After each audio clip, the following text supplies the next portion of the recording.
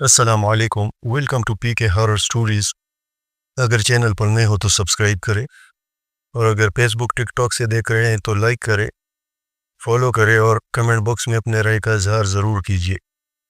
ویران مکان کا اسیب نہایت دلچسپ، پر اثر اور دل کو چھو لینے والی ہے۔ یہ کہانی صرف خوف یا پراسراریت پر مبنی نہیں ہے، بلکہ اس میں جذبات، تنہائی، محبت اور مفوق الفطرت عناصر کا بہترین امتزاج ہے۔ تو چلیے کہانی کو سٹارٹ کرتے ہیں۔ یہ تیسری قسط ہے۔ لوگ اسے میرا وہم کہیں گے، لیکن میں نے تصویر کے لبوں پر مسکراہٹ دیکھی جو آئی اور پھر غائب ہو گئی۔ اس کی آنکھیں اور زیادہ چمک اٹھی، میں اس کی آنکھوں کا سامنا نہ کر سکی اور وہاں سے تیز تیز قدم اٹھاتی واپس چل دی۔ گھر کی طرف جاتے ہوئے ذہن میں ایک جنون تھا کہ میں آج رات احمد کو دیکھوں گی۔ کل رات وہ میرے قریب صوفے پر بیٹھا تھا اور اس سے پہلے اسی نے میرے کندھوں پر ہاتھ رکھا تھا، لیکن وہ اس رات نہ آیا۔ میں رات کو بہت دیر تک کمروں، برآمدوں اور باغیچوں میں گھومتی رہی، یہ جانتے ہوئے بھی کہ احمد آیا بھی تو وہ اس کی روح ہوگی، لیکن اب میرے دل میں خوف کی جگہ والہانہ محبت تھی۔ انتظار کرتے کرتے 3 ہفتے گزر گئے۔ ان 3 ہفتوں میں مکان پر کچھ یقین ہونے لگا کہ یہ مکان میرے لیے ہی تعمیر کیا گیا تھا۔ میں جب کھڑکی کھول کر سبز پوش پہاڑوں کا نظارہ کرتی تو مجھے یقین ہونے لگتا کہ احمد کو معلوم تھا کہ مجھے ہری بھری پہاڑیاں اچھی لگتی ہے، اسی لیے اس نے اس طرف 2 کھڑکیاں بنوائی تھی۔ اس دوران کویت سے علی کے 3 خط آئے اور میں نے بے خیالی میں ہر خط کا جواب دے دیا، لیکن خط لکھنے کے بعد کچھ بھی یاد نہ رہا کہ میں نے کیا لکھا ہے۔ میں شاید ہر خط میں اس مکان کی تعریف کرتی تھی، کیونکہ علی نے چوتھے خط میں لکھا کہ معلوم ہوتا ہے کہ یہ مکان تمہارے دل میں بری طرح سما گیا ہے۔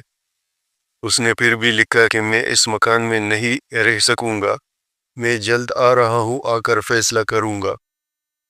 علی کا یہ خط دیکھ کر مجھے یہ بھی یاد نہ رہا کہ علی کی شکل و صورت کیسی ہے۔ یوں لگتا تھا جیسے میں نے اسے کہیں راہ جاتے دیکھا تھا۔ اس نے لکھا تھا کہ میں جلد آ رہا ہوں۔ میں سوچنے لگی کہ وہ کیوں آ رہا ہے، اسے میرے پاس آنے کی کیا جلدی ہے۔ میں نے ذہن پر زور ڈال کر علی کی شکل و صورت یاد کرنے کی کوشش کی، لیکن اس کے چہرے مہرے کے خطوط احمد کی تصویر پر بنتے چلے گئے۔ احمد کو ایک نظر دیکھنے کے لیے میری بے چینی روز بروز بڑھتی چلی گئی۔ علی سے مجھے کس قدر محبت ہوا کرتی تھی، میں نے کتنے ارمانوں سے اس سے منگنی کی تھی۔ اس کی منگنی کی انگوٹھی ابھی بھی میری انگلی میں تھی، مگر علی کا نام میرے دل سے محو ہو گیا تھا اور اس کی جگہ احمد نے لی تھی، یہ جانتے ہوئے کہ احمد ایک روح ہے، جیتا جاگتا انسان نہیں، پھر بھی میں اسے دیکھنے کے لیے بےتاب ہوتی جا رہی تھی، اور یہ خیال دل میں پختہ ہوتا چلا جا رہا تھا کہ احمد میرا ہمجولی ہے۔ ایک شام میں اس 100 سال پرانے مکان کے بڑے کمرے میں بے چینی سے ٹہل رہی تھی کہ کھڑکی کے کواڑ پر نظر پڑ گئی۔ وہاں ایک جگہ کچھ حروف نظر آئے، کچھ لکھے ہوئے حروف نظر آئے۔ غور سے دیکھا تو لکھا تھا احمد۔ یہ شاید اس نے خود ہی 100 سال پہلے چاقو کی نوک سے لکھا تھا۔ میں چاقو لے آئی اور اس نام کے ساتھ اپنا نام لکھ ڈالا۔ میں نے بلند آواز سے کہا، کیوں احمد خان، تمہارے ساتھ میرا نام کیسے لگتا ہے؟ فوراً ہی مجھے کمرے میں دبی دبی آواز سنائی دی۔ یہ وہم نہیں تھا اور نہ یہ میرے تصور کا کرشمہ تھا۔ ہنسی کے ساتھ ہی مجھے قدموں کی چاپ بھی سنائی دی، جیسے کمرے میں کوئی آہستہ آہستہ چل رہا ہو۔ میں نے تیزی سے گھوم کر پیچھے دیکھا تو کمرہ خالی تھا۔ ہنسی کی ہلکی ہلکی گونج کمرے میں بھٹک رہی تھی۔ کمرہ سرد ہو گیا تھا، میں اپنے جسم کے اندر بھی ایسی انوکھی سردی محسوس کرنے لگی۔ چلتے قدم رک گئے تھے، میں نے خلاؤں میں گورا، میری نگاہوں نے کمرے کا گوشہ گوشہ چاند مارا، مگر کچھ نظر نہ آیا۔ کمرے میں سردی کی جو لہر آئی تھی وہ ایک ایک دم گم ہو گئی، دروازے کے کواڑ ہلے اور پھر ساکت ہو گئے۔ اس میں کوئی شک نہ رہا کہ کمرے میں کوئی آ کے واپس باہر نکل گیا تھا۔ میں نے بلند آواز سے التجا کی کہ احمد واپس آ جاؤ، لیکن مجھے کوئی جواب نہ ملا۔ کمرے میں پہلے سے خاموشی چھا گئی۔ اچانک مجھے یوں لگا جیسے کوئی شے مجھے باہر نکلنے کو دھکیل رہی ہو۔ میں نے شاید اپنے پیٹھ پر کسی کے ہاتھ کا ہلکا سا دھکا بھی محسوس کیا تھا۔ میں کمرے سے نکلی اور برآمدے کی سیڑھیوں تک گئی تو حیران رہ گئی، وہاں گلاب کا تازہ پھول پڑا تھا۔ میں نے پھول اٹھا لیا اور ذہن پر زور دیا کہ یہ پھول میں نے تو نہیں توڑا تھا، میرے سوا یہاں کوئی بھی نہیں تھا۔ سب سمجھ گئی کہ احمد آیا تھا، اس کمرے میں آ کر نکل گیا تھا۔ یہ اسی کی روح تھی جو مجھے پھول دے گئی تھی۔ احمد کے سوا وہاں کوئی نہ تھا۔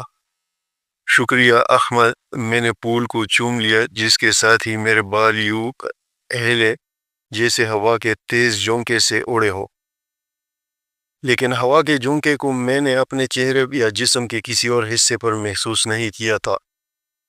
میں نے ماتھے پر پڑے بالوں کو اپنے ہاتھ سے پیچھے کیا تو میرا ہاتھ ایک مردانہ ہاتھ سے ٹکرا گیا۔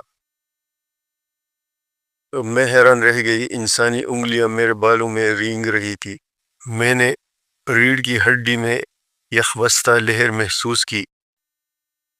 میں نے غلطی کی تھی کہ اپنا ہاتھ سم تک لے گئی تھی، ورنہ یہ طلسم کچھ دیر قائم رہتا۔ میں نے جو ہی اپنا ہاتھ سر پر رکھا، ان غیر مرئی انگلیوں کا لمس ختم ہو گیا۔ میں نے گھوم کر دیکھا تو وہاں کوئی نہ تھا۔ میں وہاں اکیلی تھی، بالکل تنہا۔ میں کمرے میں چلی گئی اور وہ رات بھی گزر گئی۔ اس روز کے بعد مجھے بلند آواز سے بولنے کی عادت ہو گئی۔ شاید یہ تنہائی کا اثر تھا کہ میں کچھ سوچتی بھی تھی تو بلند آواز سے سوچتی تھی۔ میں نے ایک روز میز کو دیکھا جو میں نے اس عورت سے خریدی تھی۔ اس نے یہ بتایا کہ یہ 100 سال پرانی میز ہے۔ نہ جانے مجھے کیوں یقین ہونے لگا کہ یہ میز اسی مکان سے گئی تھی اور اس کا پہلا خریدار احمد تھا۔ میں نے سوچا کہ اس کا پیکا پیکا روغن اتاروں اور اسے دوبارہ پالش کر دوں۔ میں روغن کو چوری سے رگڑنے لگی اور بلند آواز سے کہنے لگی، یہ تمہاری میز تھی احمد خان، دیکھو، میں اسے پھر سے چمکا دوں گی۔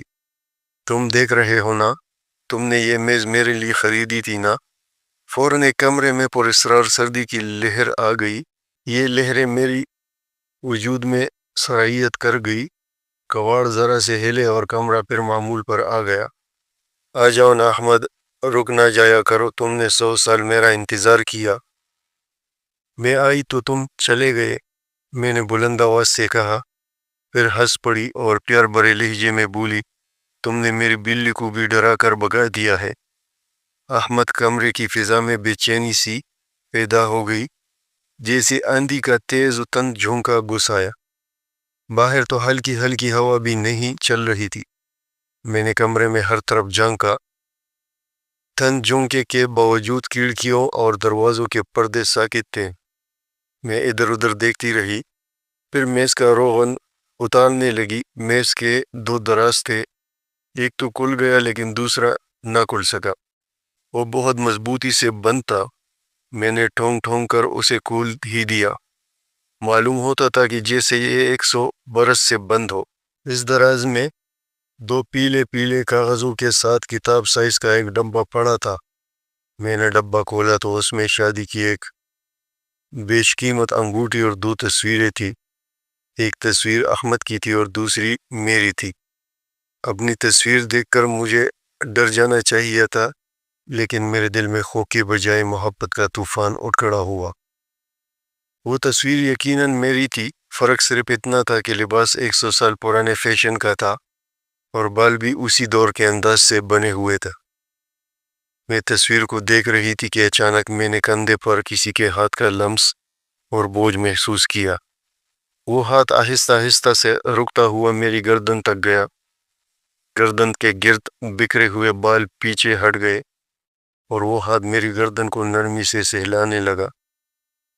انگوٹھی میرے بائیں ہاتھ میں تھی۔ میرا یہ ہاتھ خود بخود میرے دائیں ہاتھ کی طرف بڑھا۔ دایاں ہاتھ اپنے آپ اوپر اٹھ گیا اور بائیں ہاتھ نے میری اپنی کوشش کے باوجود انگوٹھے دائیں ہاتھ کی انگلی میں پہنا دی۔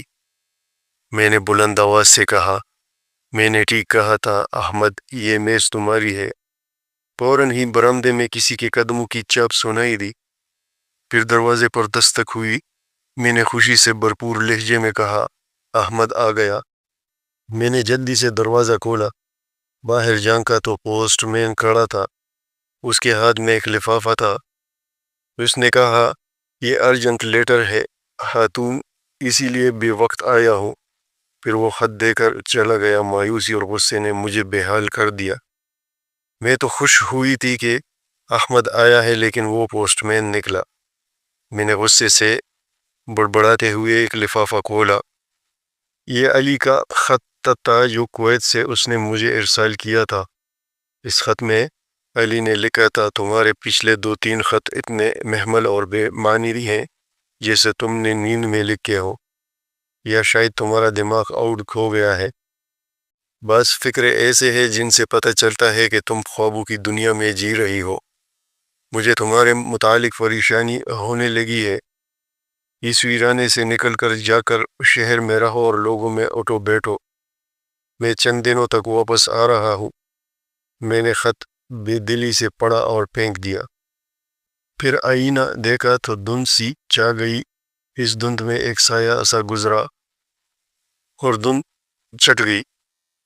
میرا عکس پہ نکر کر آیا، میری آنکھوں سے بے اختیار آنسو بہنے لگے۔ احمد، سامنے آ جاؤ، میں تمہیں دیکھنا چاہتی ہوں۔ ایک بار، ایک لمحے کے لیے ہی صحیح، میرے سامنے آ جاؤ۔ میں نے دھیمی آواز میں التجا کی۔ جواب میں کمرے میں مجھے ہنسی کی آواز سنائی دی۔ دروازے کے کواڑ کھٹکے، کمرے میں سردی کی لہر آئی اور گزر گئی۔ اس سے میری مایوسی اور بڑھ گئی۔ دوسرے دن میں باغیچے میں ٹہل رہی تھی کہ میرا دایاں بازو خود بخود ہی ذرا اوپر اٹھا اور ایک نادیدہ ہاتھ نے اسے تھام لیا۔ میں نے چوم کر دائیں بائیں دیکھا۔ میں اکیلی تھی، لیکن میرے دائیں بازو کے ساتھ کسی مرد کا بازو الجھا ہوا تھا۔ پھر میری انگلیاں مردانہ انگلیوں میں الجھ گئی۔ یہ اس کہانی کا تیسرا پارٹ ہے۔ انشاءاللہ کل اس کا آخری پارٹ اپلوڈ کروں گا۔ تب تک کے لیے اللہ حافظ۔